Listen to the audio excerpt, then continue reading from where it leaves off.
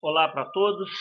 Vamos então para a segunda parte do estudo entre a relação entre força resultante no objeto e o estado de movimento dele. Vocês devem estar lembrados no último encontro que quando eu determino a força resultante que tem no objeto, ou seja, eu pego todas as forças que estão atuando nele, eu posso verificar o seguinte: primeiro, se essa força resultante é igual a zero, obrigatoriamente o objeto está em repouso ou em MRU. Agora, se a resultante das forças for diferente de zero, então o objeto vai estar em estado, em movimento acelerado. Estado não, movimento acelerado. Agora, lembra que movimento acelerado significa o vetor velocidade se modifica ou em direção ou então em módulo. Tá certo? Direção, sentido e módulo, né? Qualquer um desses três. E a relação é dada por essa equação que está aí ao lado. O vetor aceleração é igual ao vetor força resultante sobre a massa. Vamos olhar essa segunda parte com um pouquinho mais de cuidado, porque essa relação matemática que está aí embaixo é o que a gente chama da segunda lei de Newton. É uma relação fundamental no estudo da mecânica e tem desdobramento para tudo quanto é lado. É uma relação pequena, inocente, mas de uma aplicabilidade gigantesca. Ok? Hoje nós vamos ver só dois exemplos dela aqui. Então, gente, quando eu falo que a força resultante é diferente de zero, e isso provoca uma alteração no vetor velocidade do objeto, olha, falar em alteração no vetor velocidade significa falar em aceleração, ok? Isso significa que aquele vetor velocidade, olha lá, ele pode mudar só de módulo. Então vamos pensar um carro numa pista retilínea, horizontal, e ele está lá aumentando cada vez mais o valor da velocidade. Mas ele pode não aumentar a velocidade, o valor da velocidade, e mesmo assim o vetor velocidade mudar. Imagina um carro sempre a 60 quilômetros por hora fazendo uma curva. É o que está sendo mostrado aí na figura 2. O módulo do vetor velocidade não muda, mas o sentido e a direção estão mudando o tempo inteiro enquanto ele faz a curva. Agora, eu posso pensar também num carro que está entrando numa curva e aumentando o valor da velocidade. É o caso 3 aí, ó. Então, eu tenho mudança no módulo, na direção e no sentido. Em todos esses três casos, eu falo que o movimento é acelerado, tanto no esquema 1, tanto no esquema 2, quanto no 3. Tudo isso caracteriza movimentos acelerados, porque o vetor velocidade mudou, seja em módulo, direção ou sentido. Bom, experimentalmente, a gente poderia fazer isso no laboratório com uma atividade parecida com essa daqui, ó. Eu vou pegar uma gominha de borracha, daquelas que prende dinheiro, né? Aqueles elásticos, e vou esticar ele um determinado padrão, um comprimento padrão. Toda vez que ele estiver esticado com esse comprimento padrão, eu vou falar que tem uma força F. Então, se eu tiver duas gominhas com esse comprimento padrão, eu vou estar fazendo uma força 2F. Se eu tiver três gominhas, 3F. E aí eu posso pegar, e lá no laboratório a gente tem isso, né? Um carrinho numa superfície com pouquíssimo atrito, e esticar essa gominha com aquele comprimento padrão. Então, quando eu tiver uma gominha só, eu estou puxando o meu carrinho com uma força F. E aí eu vou variando. eu puxo ele com uma força F, 2F, 3F, e eu obtenho experimentalmente que para a força F a aceleração é a 1, para 2F é o dobro a aceleração, para 3F é o triplo, ou seja, a força F ela é a aceleração é diretamente proporcional à força resultante. Eu só tenho essa força da gominha como força resultante. O peso cancela com a normal e não tem atrito. Olha lá, se as grandezas são diretamente proporcionais, eu tenho um gráfico que é uma reta passando pela origem, né? E o que é essa constante aí no caso, né? Que é dado pela inclinação ou declividade da curva? É exatamente o inverso da massa. Então, quando eu tenho um gráfico de aceleração por força, a inclinação é o inverso da massa. Se fosse um gráfico de força versus aceleração, aí a inclinação lá em casa, já seria a massa, ok? Então, está aí a forma gráfica da segunda lei de Newton. Ela pode ser escrita nos livros, nos textos, dessas duas maneiras. Eu prefiro a da esquerda, né? Porque ela mostra que a aceleração depende da força resultante da massa, né? Um é consequência e outro é causa. A aceleração é a consequência, a causa é a força resultante. Mas a maioria dos livros escreve dessa segunda maneira, né? Força resultante é igual a massa vezes aceleração. Agora, é importante se observar o seguinte: primeiro, que o vetor força resultante e o vetor aceleração sempre apontam para o mesmo sentido. Lembra que na força elástica era força elástica igual a menos kx. Por quê? O menos ali. Porque se o deslocamento estava para a direita, a força elástica estava para a esquerda. Se o deslocamento era para a esquerda, a força elástica estava para a direita. Aqui não. Para onde estiver apontando a força resultante, para lá vai estar apontando o vetor aceleração. Segunda observação, né? Já reforcei isso bastante, mas a mudança da velocidade depende da força resultante e da massa do objeto, né?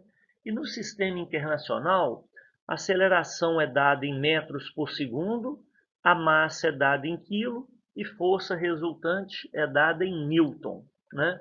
Então, eu posso, dessa forma, também definir que 1 newton é a força que eu tenho que exercer num objeto de 1 quilograma para ele poder apresentar uma aceleração de 1 metro por segundo ao quadrado.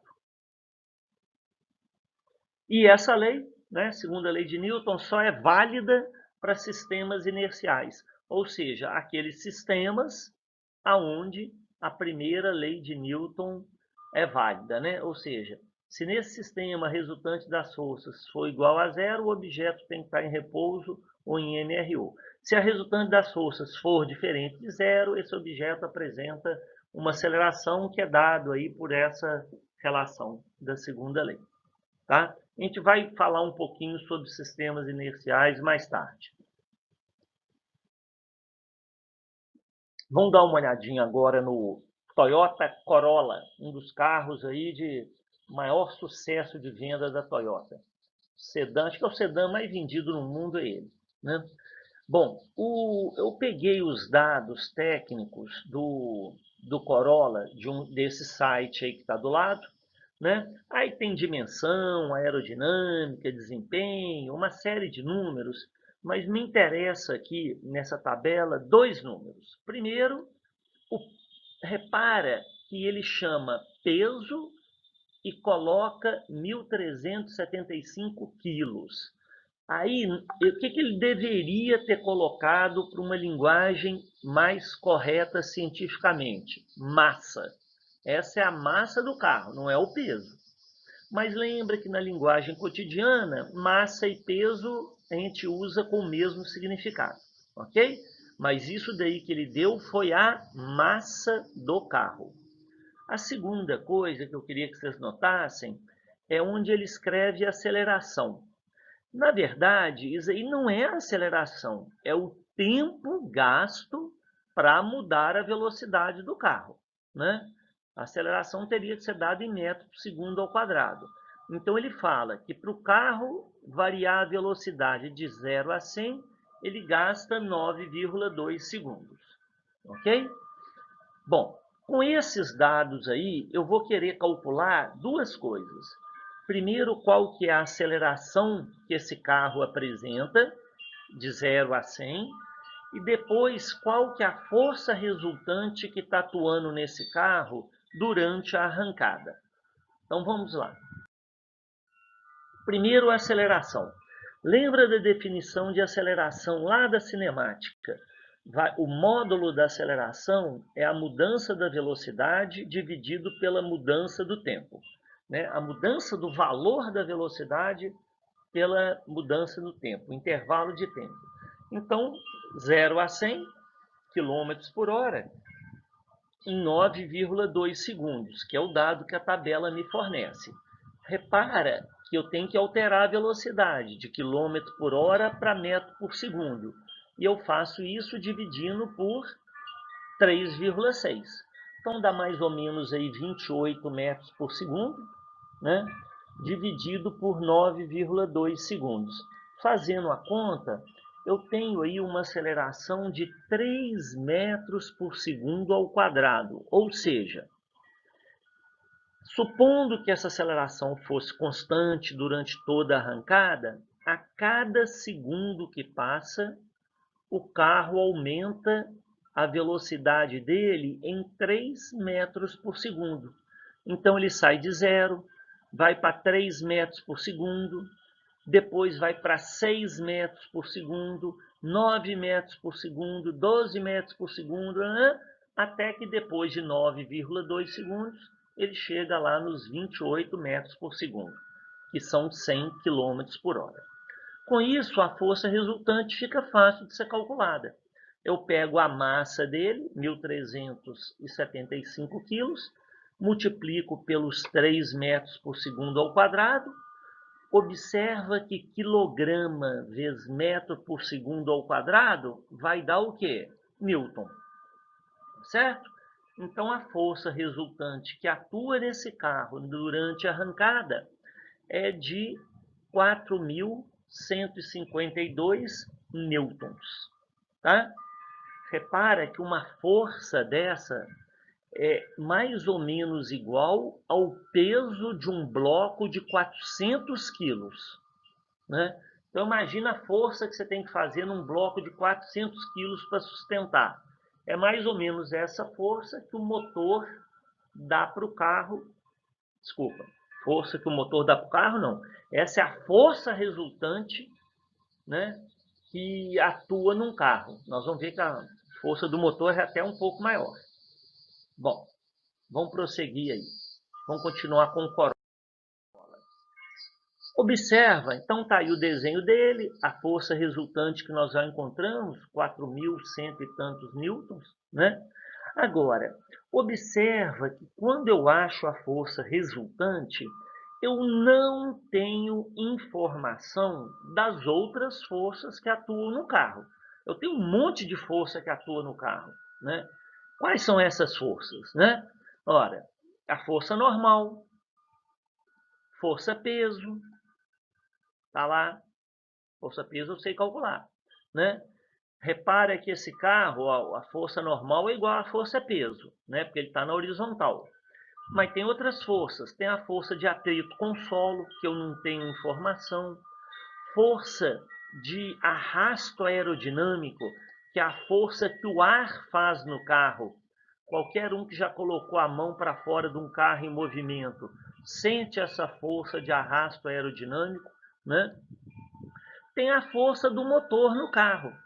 Agora, a soma de todas essas forças é que vai dar a força resultante de 4.135 newtons lá de cima. Ok? Então, o que eu tenho, a segunda lei me dá o valor da força resultante. Se eu quiser cada uma dessas forças aí, eu tenho que calcular, né? Ok? Bom, segundo exemplo aí que eu quero trabalhar com vocês, eu vou considerar dois objetos de massa m e 2m em cima de uma mesma rampa, rampa idêntica, tá? E detalhe, como acontece só em exemplo de física, a rampa é perfeitamente lisa, ok? A pergunta é, se eu soltar esses dois objetos no mesmo local, mesma rampa, só que um tem massa m e outro massa 2m, qual deles que vai chegar primeiro ao solo? Vai ser o de massa menor? Se for, tenta justificar. Se você acha que é o de massa 2m, tenta também justificar. Ou, se você acha que eles chegam juntos, também procura justificar. Ok? Nós vamos então usar a segunda lei de Newton para tentar responder a essa questão. Então vamos lá. Lembra daqueles passos da aula do vídeo anterior, né? Identifica o objeto de interesse. No nosso caso, é uma esfera. Tá certo? Então vamos lá. Faz o desenho da situação, né? Me interessa é a esfera, não me interessa o plano, né? Eu podia até ter desenhado esse plano aí agora com uma transparência maior, para ele ficar mais escondido. Ok? Não interessa a esfera. Vão lá ver quais são os pontos de contato que essa esfera faz com os outros objetos, né? No caso aí a superfície. Então eu tenho a força normal atuando nessa esfera, que ela está apoiada numa superfície. Lembra que a força normal ela é perpendicular à superfície, ok? Bom, a outra força que atua é uma força de contato, no caso a força da gravidade. Então as únicas forças que eu tenho na esfera são a força normal e a força peso. Depois de fazer isso, então o que nós vamos fazer?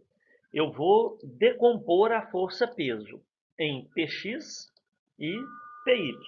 Repare que eu agora desenhei até o peso meio transparente, ok? Então antes eu tinha força normal e peso. Agora eu tenho força normal, Px e Py, tá? Bom, vocês devem estar lembrados aí que o ângulo da base, quando nós estudamos lá a força normal, o ângulo da base do plano inclinado é o mesmo ângulo entre P e PY, ok? O mesmo ângulo aí. Então eu posso falar, ó, que Px é P seno do ângulo, eu chamei o ângulo de alfa. Agora P é mg, então eu posso escrever mg seno de alfa. Py depende do cosseno, então vai ficar P vezes cosseno de alfa, então vai ficar mg cosseno de alfa. Tá? Com isso, eu tenho que no eixo y a esfera está em equilíbrio, porque ela está em repouso no eixo y, ou seja, o valor, né, da força normal é igual ao valor de Py. Tá certo? Bom, o que mais que eu tenho aí? Eu tenho que no eixo x a esfera não está em equilíbrio. Está sobrando força no eixo x, né? Então, no eixo x, ó, a resultante das forças é Px. Mas quem que é Px? mg seno θ. Então, eu posso escrever, lembra da segunda lei, resultante das forças não era massa vezes aceleração? Então, eu tenho que a massa vezes a aceleração é mg seno θ. Ok? Então, eu estou aplicando aí a segunda lei. E o que eu tenho? Né? Massa de um lado, massa do outro. Eu posso cortar de modo que eu chego na seguinte expressão. A aceleração dessa esfera durante a descida só depende do campo gravitacional desse local, que é G, e depende do ângulo θ. Repara que não aparece a massa aí. Então, se a aceleração não depende da massa, quando eu jogo nas equações lá de cinemática, o tempo também não vai depender da massa. Ou seja, as duas esferas, ok? Elas vão chegar, no mesmo tempo, tá? Deixa eu voltar aqui. Deixa eu ver, não consigo voltar. Bom, mas então não depende do tempo. Então, finalizando aqui a nossa aula, né? Eu tenho que o estado de movimento de um objeto, né, e a resultante das forças que atuam nele estão relacionadas. Quando essa resultante é zero, né, o objeto está em MRU ou em repouso, se encontra em MRU ou repouso, e quando a força resultante é diferente de zero, eu tenho que o movimento é acelerado e a relação entre a aceleração e a força resultante é dado aí pela segunda lei de Newton, tá certo? Então nós vamos passar agora para a parte de exercício, né? E lembra de justificar sempre os exercícios, escrever as equações que você utiliza, verificar a unidade, resolver um exercício de modo que qualquer pessoa que leia entenda o raciocínio que você utilizou. Tá bom?